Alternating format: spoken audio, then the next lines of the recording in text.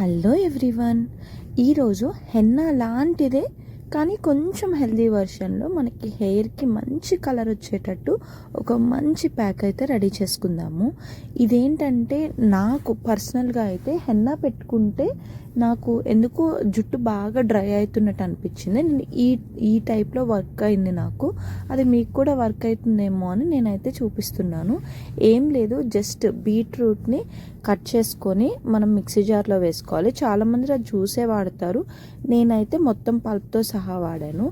Next వచ్చేసరికి మెంతులు over night నానబెట్టేసుకొని next day రోజు మీరు దాన్ని మిక్సీ పట్టుకోవచ్చు. ఏదైతే మనము బీట్రూట్ పట్టుకున్నామో అదే మిక్సీలో మీరు దాన్ని యూజ్ చేసేసుకోవచ్చు.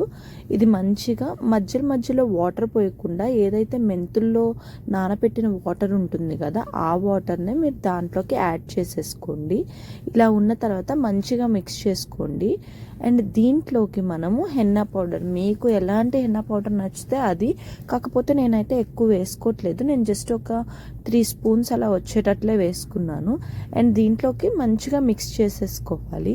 ఇలా మిక్స్ చేసుకున్న తర్వాత కొంచెం థిక్ అవుతుంది కదా, దాంట్లోకి మనము కర్డ్ అయితే యాడ్ చేయాలి. పుల్లటి పెరుగు అయితే చాలా బెస్ట్, చాలా బాగుంటుంది. అండ్ ఒకవేళ లేదు అనుకున్నా కానీ ఇట్స్ ఓకే, నార్మల్ పెరుగు కూడా మీరు యూస్ చేసుకోవచ్చు.